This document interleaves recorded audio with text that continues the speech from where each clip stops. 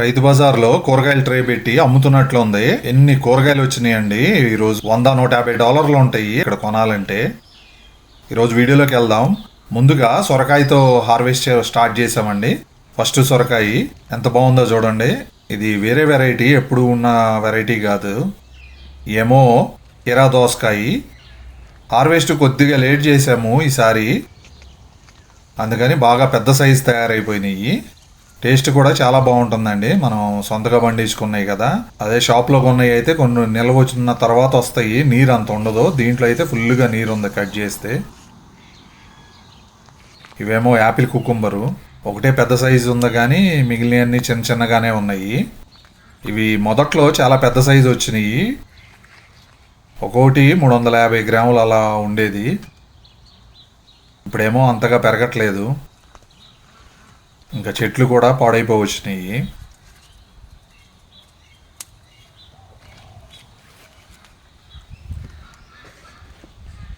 Highlight ఇవాళ సొరకాయ అన్నమాట, గ్రీన్ కలర్ది.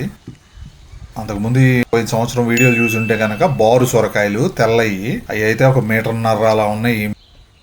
ఇదేమో మా గార్డెన్ ఫేవరెట్ అండి, హెయిర్లూమ్ టొమాటో. ఇది శాంతం పండలేదు అన్ని పక్కల, కానీ కట్ చేసేస్తున్నాము. మనం 2 రోజులు ఇంట్లో బయటే ఉంచామనుకోండి, ఫ్రిడ్జ్లో పెట్టకుండా, అది కూడా ఎర్రగా మారిపోతుంది. కొద్దిగా దూరగా ఉన్నా కోసేస్తున్నాము, ఎందుకంటే పిట్టలు వచ్చి, పిచ్చుకులు చిన్న చిన్నవి వచ్చి ఈ మెష్ మీద కూర్చుని పండినేపు హోల్స్ పెడుతున్నాయి.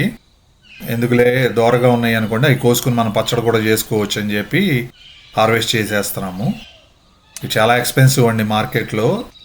ఈ టమాటో $20 ఉంటుంది కిలో.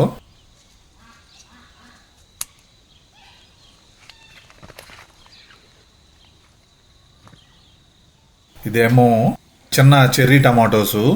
ఏమో ఎక్కువ రావట్లేదు, ఎందుకంటే నేను చెప్పాను కదా నేను చేసిన మిస్టేక్, కింద కొమ్మలన్నీ కట్ చేసేసాను. ఇంకా అక్కడక్కడ గార్డెన్లో పడిమొలిసిన మొక్కలు ఉన్నాయి, వాటికి కూడా 1-2 టమాటోలు అయితే ఉన్నాయి, వాటిని కూడా కోసేస్తున్నాము. వాటికి ఏమి లేదండి, చిన్న ఆదరవు ఇస్తే చాలు మొక్కలకి, నీళ్లు పోసి ఇంకా అయ్యే పెరుగుతాయి. ఇంకా వాటి పడి మొలిచే మొక్కలకే ఇంకా బాగా కాస్తాయి. అవి కూడా బలంగా ఉంటాయి, క్లైమేట్ని కూడా ఎదుర్కోగలవు. ఇదేమో మన గార్డెన్లో ఉన్న రాక్షస్ చిక్కుడు. కొన్ని విత్తనాలు పెట్టాము, 3-4 మొక్కలు అయితే విత్తనాల ద్వారా వచ్చినాయి, కానీ కొన్ని అయితే పోయిన సంవత్సరం దుంపల నుంచే వచ్చినాయి. వచ్చే సంవత్సరం ఇంకా ఆ దుంపల నుంచి వస్తే సరిపోతాయి, ఇంక కొత్తగా పెట్టాల్సిన పని లేదు. ఒక గుప్పిడి ఉంటే చాలండి ఈ కాయలు,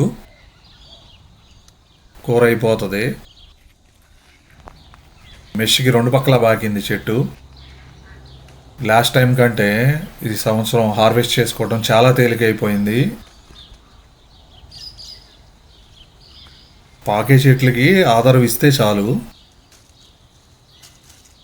బాగా బాగుతాయి. మళ్ళీ మనం కోసుకోవటం కూడా చాలా తేలికైపోతుంది. ఎదుక్కుని కోసుకుంటే మాత్రం అసలు ఎన్ని కాయలు వస్తాయి అన్ని కాయలు వస్తాయి. అసలు మేము ప్రతిసారి కోసినప్పుడల్లా 2 కిలోలు అయితే తగ్గలేదండి ఇప్పటి వరకు. 14th హార్వెస్ట్ ఇది, చూసుకోండి.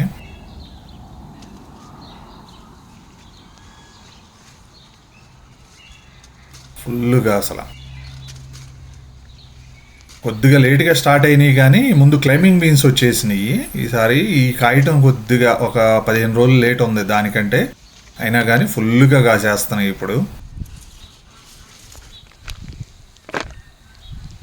అన్నీ ఒకేసారి కాసినా మనకు వేస్ట్ కదా. ఇది క్లైంబింగ్ బీన్స్ పైకి వెళ్ళి కాస్తున్నాయి. ఇవి అంత పెద్దగా ఉండవు, కానీ బార్ ఉన్నాయి, కానీ అంత లావు ఉండవు. ఎన్ని వచ్చినాయో చూడండి అసలు ఈరోజు, 2 రకాల బీన్స్ కలిపి. మన గార్డెన్లో పెంచే ప్రతిదీ ఆర్గానిక్గానేనండి, సో అందుకనే ఫుల్ హ్యాపీ అసలు. అవే ఇక్కడ మేము ఉండే ప్లేస్లో ఈ కొనాలంటే చాలా కాస్ట్ అవుతుంది. అసలు ఇన్ని వెరైటీలు అయితే ఉండవు మన ఇండియన్ వెరైటీలు. ఆస్ట్రేలియా వెరైటీ ఎగ్ ప్లాంట్, అది నల్లగా ఉందో చూసారా, అది వదిలేస్తే మాత్రం ఒక్కొక్కటి 1/2 కిలో కూడా అవుతుంది, అంత పెద్దవి అవుతాయి. మనకు అంత పెద్దవి అలవాటు లేదు కదా, ఇంకా చిన్నగా ఉన్నప్పుడే కోసేస్తాం. ఇదేమో సన్న వంకాయ. 2 రకాల చెట్లు ఒకే చోట పెట్టాం కదా, ఒక సైడ్ ఏమో గుత్తి వంకాయ, ఇంకో సైడ్ ఏమో సన్న వంకాయలు. ఇదే బెడ్లో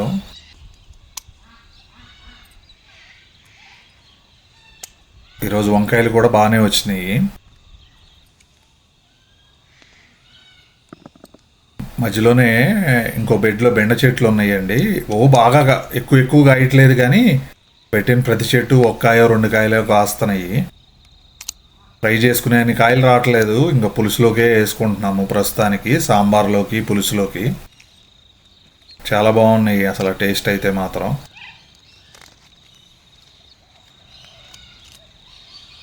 ఈసారి కొంచెం జాగ్రత్తగా శ్రద్ధ తీసుకుని వీటిని మంచిగా పెట్టుకోవాలి. బెండ చెట్లని ఇట్లా ఇరికిచ్చి పెట్టకుండా. ఈ ఆకులకి తెగుల్లాగా వచ్చి పెరగట్లేదు. అది కూడా ఈసారి రెక్టిఫై చేసుకోవాలి.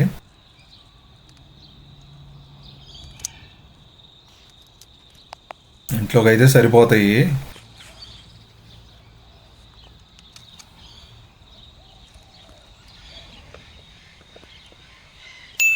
చూడండి, ఈరోజు టేబుల్ మంచి కలర్ఫుల్గా ఉంది. అసలు సరిపోదు అనుకుంటా. ఈరోజు అన్ని రకాలు ఉన్నాయి కూరగాయలు. ఏమో ఎలపినీస్ అండి. మన పచ్చిమిర్చి కంటే కూడా ఇది చాలా ఘాటు. ఒక్కొక్కటి వేస్తే చాలు మనకి కూరలోకి కారం సరిపోతుంది. ఇక్కడ వీళ్ళు పికిల్స్ లాగా చేస్తారు.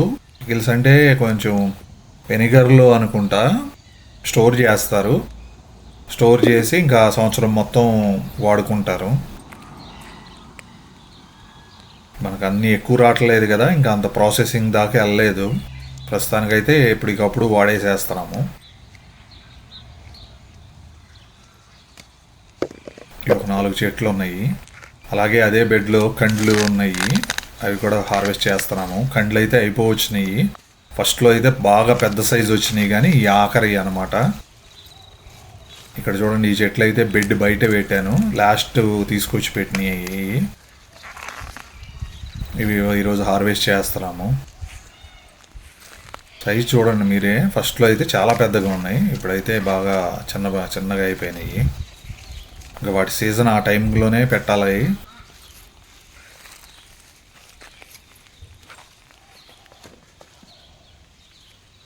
బెడ్ బయట పెట్టినాయన్ని లాస్ట్లో పెట్టినాయండి.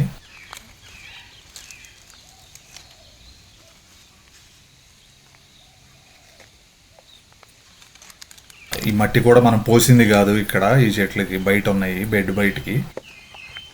పాత మట్టే.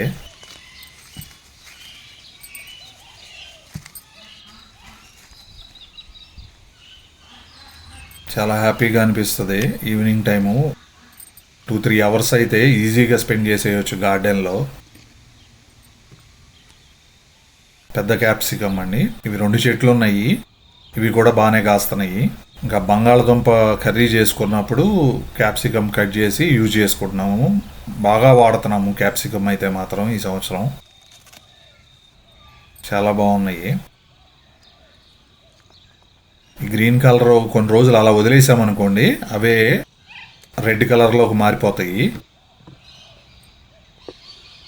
ఇదేమో చిన్న క్యాప్సికము, డార్క్ గ్రీన్ కలరు. పెద్దాటి కంటే చిన్నవి బాగా ఎంజాయ్ చేస్తున్నాం మేము. బజ్జీలు కూడా వేసుకుంటున్నాము అప్పుడప్పుడు. మళ్ళీ ఇంకా ఫ్రై కర్రీ లాగా చేసుకుంటున్నాము, మసాలా పొడి వేసుకుని. దాంట్లో చాలా బాగుంటుంది.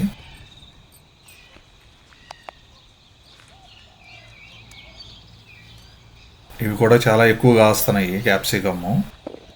చెట్టు నిండా కాయలే, ఎదుక్కుని కోసుకోవటమే. ఒకవేళ మనం వదిలేసామనుకోండి కొయ్యకుండా, అవి కలర్ మారిపోతాయి. ఎల్లోగా, ఆరెంజ్గా, మళ్ళీ రెడ్ కలర్లోకి వచ్చేస్తాయి. ఇది చూడండి, పండిపోయి అట్లా ఆరెంజ్ కలర్లోకి మారింది. ఇంకా అదే వదిలేస్తే రెడ్గా మారిపోతుంది స్లోగా. ఇదేమో లైట్ కలర్ క్యాప్సికమ్ అండి, లైట్ గ్రీన్ కలరు. ఇందాకడితే డార్క్ గ్రీన్ కలరు. చాలా బాగా కాస్తున్నాయి ఈ చిన్న క్యాప్సికమ్ మాత్రం. చూడండి, ఎల్లో అనమాట, లైట్గా ఇప్పుడే మారుతుంది. అది మెల్లిగా వదిలేసామనుకోండి, అది ఆరెంజ్ కలర్కి వచ్చేస్తుంది. అన్నీ ఒకే ఇత్తనం, కానీ కలర్లు చూడండి ఎలా ఉన్నాయో.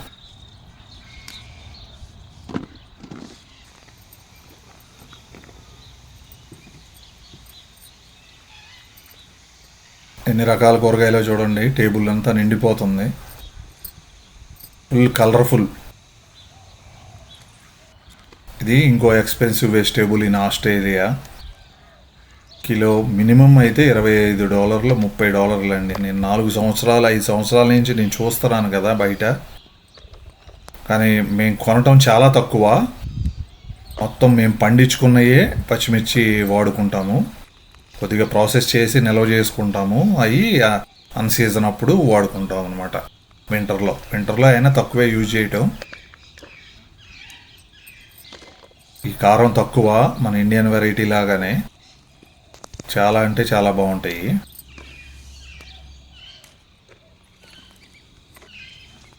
ఎంత పెద్ద సైజు పెరుగుతుందో అసలు చూసుకుని కోసుకోవాలే కానీ చెట్టు నిండా కాయలే.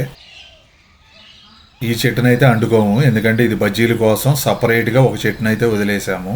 ఆ చెట్టును వదిలేసినా ఎన్ని కాయలు ఉన్నాయో చూడండి. ఈరోజు వెరైటీలు లెక్కేయండి, దగ్గర 14-15 వెరైటీలు వచ్చినాయి ఈరోజు. ఏ అయినా కానీ ఇన్నే కూరగాయలు ఆస్ట్రేలియాలో ఇక్కడ మేముండే ప్లేస్లో కొనాలంటే $100-150 అయితే తక్కువ ఉండదు, అంత ఖర్చు అవుతుంది. సిడ్నీలో ఒకవేళ మెల్బోర్న్ సిటీల్లో అయితే తక్కువ ఉంటుందేమో, కానీ ఇక్కడైతే ఎక్స్పెన్సివ్, మన వెరైటీ దొరకదు. చూడండి, బీన్స్ 2.5 కిలోలు వచ్చినాయి ఈరోజు. అలాగే చిన్న క్యాప్సికమ్ 800 గ్రాములు, గుత్తి వంకాయ కిలో 900 గ్రాములు, ఇవి కూడా చాలా బాగా వచ్చినాయి. పచ్చిమిర్చి 620 గ్రాములు, పెద్ద క్యాప్సికమ్ 450 గ్రాములు, ఎలిపినీసు 240 గ్రాములు, సన్న వంకాయలు 185 గ్రాములు, బెండకాయలు 150 గ్రాములు, యాపిల్ కుకుంబర్ ఆస్ట్రేలియన్ దోసకాయ 950 గ్రాములు, టమాటో 950 గ్రాములు, సొరకాయ అన్నిటికంటే మన ఫస్ట్ టైం సొరకాయ 2 కిలోల 200 గ్రాములు. హైలైట్ ఇది. కిలో ఇక్కడ $10 ఉంటుంది, 2 కిలోలు అంటే $20 దాని వాల్యూ. ఇంకా 6 కార్న్ వచ్చినాయి, 3 కీరా వచ్చినాయి. హోప్ మీకు వీడియో నచ్చింది అనుకుంటున్నాను. నచ్చితే లైక్ చేయండి. అలాగే నా ఛానల్లో గార్డెనింగ్ వీడియోస్ కూడా తప్పక చూడండి. Thank you.